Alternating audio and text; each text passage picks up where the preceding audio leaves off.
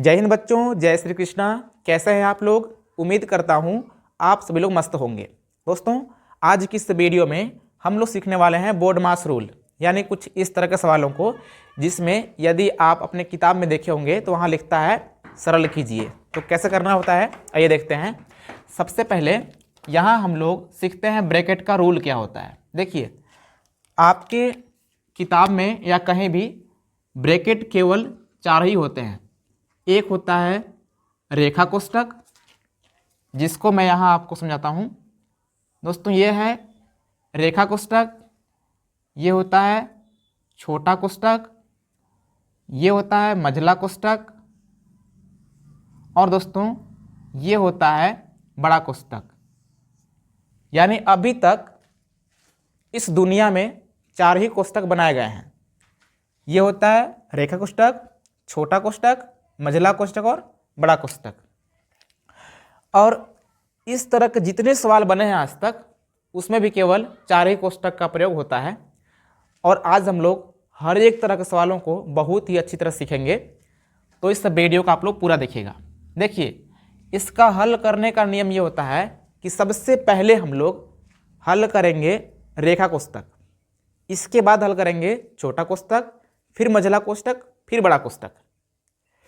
अब आपने ये कहेंगे कि आपने ये तो बोल दिया कि पहले हल करना है रेखा कोष्ठक, फिर छोटा कोष्ठक, फिर मझला कोष्ठक, फिर बड़ा कोष्ठक, लेकिन हल करना कैसे है आइए सिखाते हैं।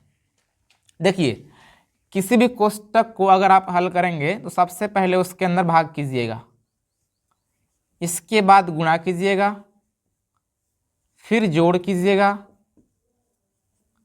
फिर घटाव कीजिएगा। अगर मान लीजिए भाग ना हो तो पहले गुणा कीजिएगा, फिर जोड़, फिर घटाव कीजिएगा। यानी आपको सिस्टम से ही करना है। आइए पहला सवाल हम यहाँ पे लिख लेते हैं और आपको सिखाते हैं कि हल कैसे करना है। अब यहाँ पे ध्यान दीजिएगा कि इस वाले सवाल में रेखा कोष्ठक नहीं है, केवल छोटा कोष्ठक है, मझला कोष्ठक है और बड़ा कोष्ठक है। रेखा कोष्ठक वाला सवाल हमने यहाँ लिया है, जहाँ पे आपको दिखाई दे रहा होगा। तो सबसे पहले सीखते हैं इसे।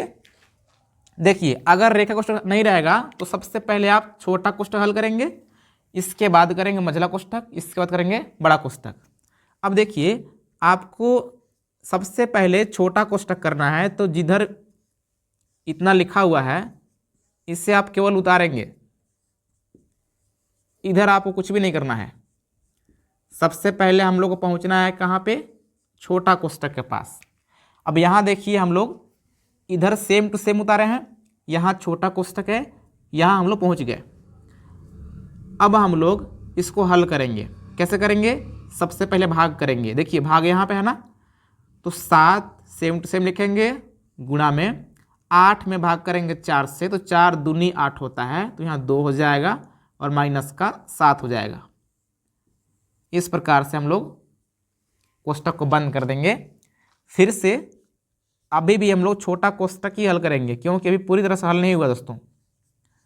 28/7 माइनस मझला कोष्ठक 12/4 गुणा में 2 माइनस, यहाँ ध्यान दीजिएगा 7 दूना 14 होता है। एक काम करते हैं, हम यहाँ पे आपको लिख करके एक बार समझाते हैं अच्छे से। 7 दूना 14 हो गया और माइनस का 7 हो गया। छोटा कोष्ठक बंद, मझला कोष्ठक बंद। यानी कि अभी भी छोटा कोष्ठक पूरा हल नहीं हुआ है। देखिए, इधर कुछ नहीं करना आपको, केवल यहाँ पे उतारना है। 12/4 गुणा 2 माइनस, देखिए 14 में 7 घटाएंगे तो 7 बचेगा, और इस प्रकार से आपका छोटा कोष्ठक खत्म हो जाएगा। मतलब जैसे ही हल करके एक ठो आंसर आ जाए तो आप समझिएगा कि आपका कोष्ठक खत्म हो जाएगा। जैसे कि 14 में 7 घटा के 7 बचा ना, तो आपका कोष्ठक खत्म हो गया, बचा केवल मझला कोष्ठक और बड़ा कोष्ठक। अब बारी किसकी है? मझला कोष्ठक की बारी है। दोस्तों, हालांकि ये लंबा जा रहा है, लेकिन आपको इतना नहीं समझना है कि ये बहुत लंबा है, बहुत छोटा होता है। देखिएगा, जब दूसरा क्वेश्चन करेंगे तो बहुत ही छोटा हो जाएगा, लेकिन मैं आपको समझाने के लिए इतना लंबा कर रहा हूँ। देखिए, 28/2 हो जाएगा माइनस मझला कोष्ठक के अंदर पहले भाग करेंगे। जब 12 में भाग करेंगे 4 से तो 3 हो जाएगा, क्योंकि 4 3 12 होता है। और ये गुणा का 2 हो गया और माइनस का 7 हो जाएगा। अब यहाँ पे एक बात समझना है जिसको आप लोग थोड़ा ध्यान से देखिएगा, जैसे कि 12 प्लस 28 भागे 2 है माइनस, ध्यान दीजिए 3 दूना 6 होगा ना, देखिएगा आपको अलग समझाते हैं। 3 दूना 6 होगा और माइनस का ये 7 होगा। जब 7 में 6 घटाएंगे दोस्तों तो माइनस 1 बचेगा, बचेगा ना, ऐसा बचेगा ना। और ये देखिए एक माइनस बाहर भी है, कुछ इस तरह से आपको दिखाई देगा। तो ध्यान दीजिए ये वाला माइनस और ये वाला माइनस मिला के हो जाएगा +1। तो मैं यहाँ पे सीधा ही +1 लिख ले रहा हूँ, क्योंकि मैंने आपको समझा दिया कि +1 कैसे होता है। अब ध्यान दीजिए 12 प्लस यहाँ 28 में भाग करेंगे 2 से, तो दोस्तों आपको पता है कि 28 में 2 से भाग करेंगे तो 14 आएगा, क्योंकि 14 दूनी 28 होता है दोस्तों। तो 14 लिखेंगे और 14 में 1 जोड़ लेंगे तो 15 हो जाएगा। तो मैं सीधा यहाँ 15 लिख लेता हूँ। जब यहाँ पे 15 और 12 जोड़ेंगे तो आपका हो जाएगा 27 और ये आपका आंसर हो जाएगा। उम्मीद है कि आपको ये वाला बहुत ही अच्छी तरह से समझ में आई है। अब मैं इसे मिटा लेता हूँ ताकि दूसरा सवाल को हल कर सकूँ। दोस्तों ये नीचे वाला लाइन आपको दिखाई नहीं दिया है, मैंने देखा कैमरा में, तो आपको यहाँ पे लिख के दिखा दूँ। देखिए ये 12 सेम टू सेम था और यहाँ पे 28 से भाग के 2 से तो 14 आ गया था और 1 जोड़े से तो 15 हो गया था। तो 12 और 15 हो जाएगा 27, ये आपका आंसर हो जाएगा। अब मैं इस बोर्ड को मिटा लेता हूँ, हालांकि पहला सवाल ही केवल मिटाना है। अब यहाँ पे हमने सवाल नंबर दूसरा और तीसरा दोनों को ही लिख लिया है ताकि मैं एक ही बात समझा दूँ। और देखिए अगर आपको ये वाला क्वेश्चन समझ आ जाए तो इस चौथे क्वेश्चन को हल करके इसका आंसर आपको इस वीडियो कमेंट बॉक्स में कमेंट करना होगा। आइए देखते हैं। इस सवाल में सबसे पहले हम लोग छोटा कोष्ठक हल करेंगे और छोटा कोष्ठक दोस्तों यहाँ पे है ना, तो पहले हल करना है छोटा कोष्ठक। बाकी जितना भी इधर है सेम टू सेम आपको लिखना है केवल, यानी 27 गुणा में 9 भागे का 3 मझला कोष्ठक 15 भागे 3 माइनस। यहाँ ध्यान दीजिएगा, अब मैं बहुत ज़्यादा लाइन नहीं ले जाऊँगा, शॉर्टकट ही करूँगा। देखिए 7 में भाग करेंगे 7 है तो 7 एकम 7 होता है ना, और ये गुणा का 8 प्लस का 1 हो जाएगा। अब देखिए इस बार हम यहाँ पे छोटा कोष्ठक को ख़त्म कर लेंगे। कैसे करना है आइए देखते हैं। 15 भागे 3, ध्यान दीजिएगा ये वाला माइनस यहाँ पे लिख दिया हूँ। देखिए जब 1 गुणा करेगा 8 में तो 8 एकम 8 हो जाएगा, और दोस्तों यहाँ पे 1 है, ये वाला 8 एकम 8 हो जाएगा और 8 में 1 जोड़ेंगे तो 9 हो जाएगा। इस प्रकार से आपको छोटा कोष्ठक खत्म कर देना है। अब देखिए 18 माइनस बड़ा कोष्ठक 27 गुणा 9 भागे 3 माइनस। देखिए मझला कोष्ठक को भी मैं यहाँ पे शॉर्टकट ही खत्म कर देता हूँ। देखिए 15 में भाग करेंगे 3 से तो 5 आएगा, आएगा ना। मैं आपको अलग लिख के दिखाता हूँ, 5 आएगा ना, माइनस का 9 है।